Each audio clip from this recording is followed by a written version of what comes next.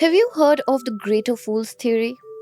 Before an IPO or public listing of a company is supposed to take place, many high net worth individuals or HNIs put their money into the company. There are some who make smaller investments of more than 2 lakh rupees, and then there are the others who buy stocks for over 10 lakh rupees. But these people are not buying these stocks because they believe in the real value or the long term potential of these shares. They are buying them because they assume someone else will buy them at an even higher price. When the much awaited Swiggy IPO took place in November last year, a lot of people did this. My colleague Suprit spoke to the vice president of a Bangalore based unicorn. He said that he just thought he was getting a good deal at a discounted price. This person even sold off some of his SIPs and Zomato shares to do this. So, what essentially happens in such situations is that these buyers keep driving up the stock price. But once the pool of these HNIs or high net worth individual buyers dries up, the bubble bursts.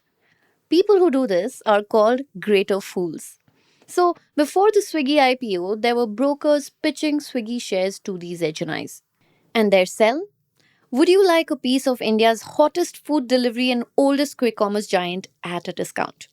Now, if you're a true Daybreak listener, you would not have bought this argument in the first place. But anyway, a discount still sounds great, right? But the question to ask here is a discount to what? Because you know how much Swiggy's market cap is right now? Under $9 billion. dollars. Now, if you remember, Swiggy had listed at nearly a $13 billion valuation. So, what do you think happened to the unicorn vice president who bought these Swiggy shares before its IPO? He now thinks that even a fixed deposit would have been a better choice than buying those shares. Welcome to Daybreak, a business podcast from the Ken. I'm your host Nigda Sharma, and I don't chase the news cycle. Instead, every day of the week, my colleague Rahil Philippos and I will bring you one business story that is worth understanding and worth your time. Today is Monday, the 10th of March.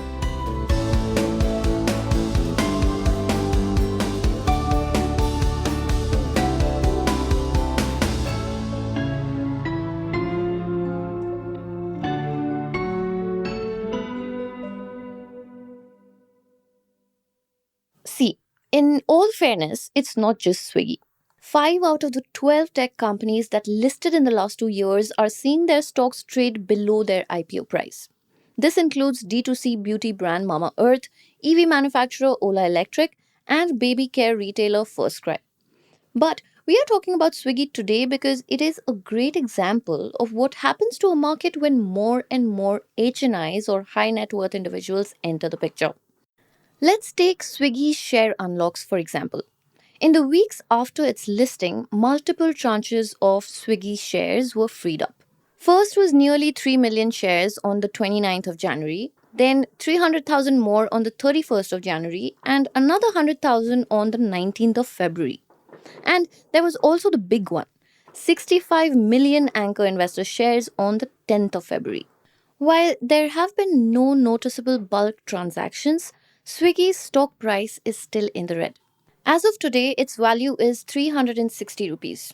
Now, its IPO price was 390 rupees. So, you see, when the greater fool's theory usually plays out in a market, the ones who essentially make money are either the early investors or venture capitalists on one end of the investment spectrum and retail investors on the other end.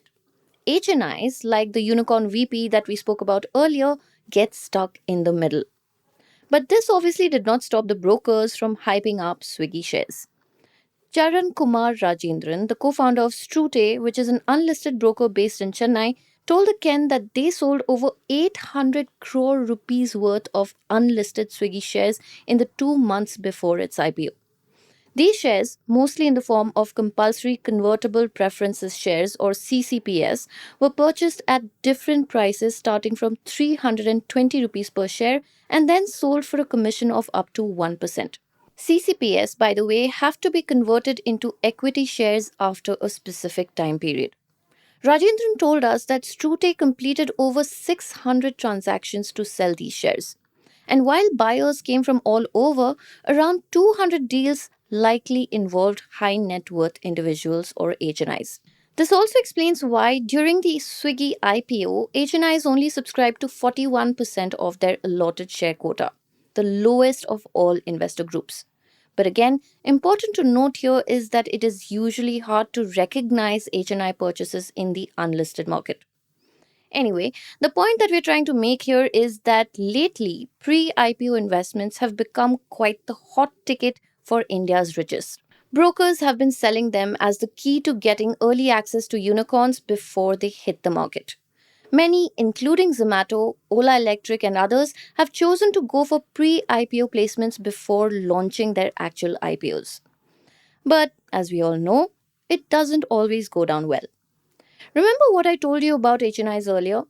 When the greater fool's theory usually plays out in a market, HNIs get stuck in the middle. Munish Randev, the founder and chief executive of Servant Family Office, explained it to us. He said that for HNIs, the trade makes sense only when 1.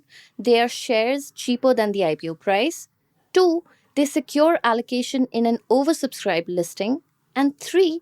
They believe in the company's long term value. And he also made a very interesting point. He told us how these tech listings are a very new phenomenon. Like, till a few years back, they could not even think of loss making companies being allowed to list and take in retail investors' money.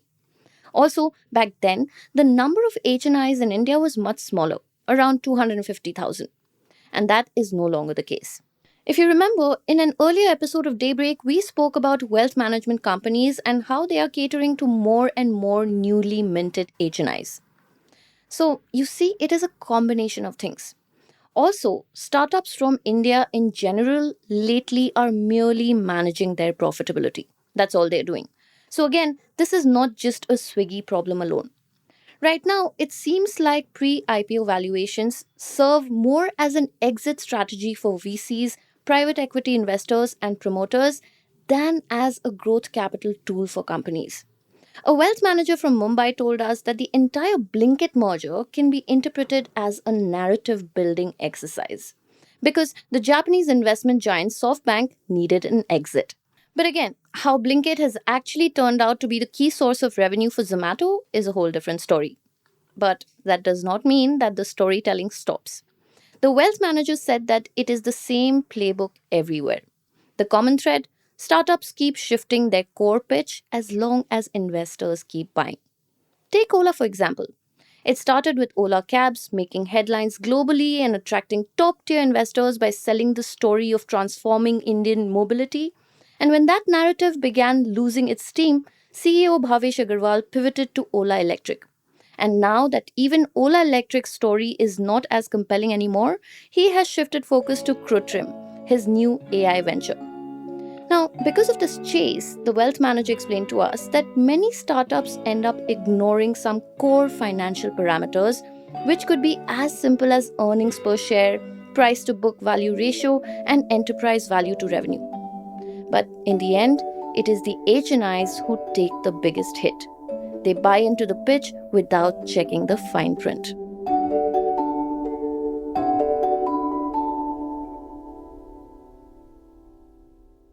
Daybreak is produced from the newsroom of The Ken, India's first subscriber-focused business news platform. What you're listening to is just a small sample of our subscriber-only offerings. A full subscription unlocks daily long-form feature stories, newsletters, and podcast extras. To subscribe, head to theken.com and click on the red subscribe button on top of the Ken website. Today's episode was hosted by Snigdha Sharma and edited by Rajiv CN.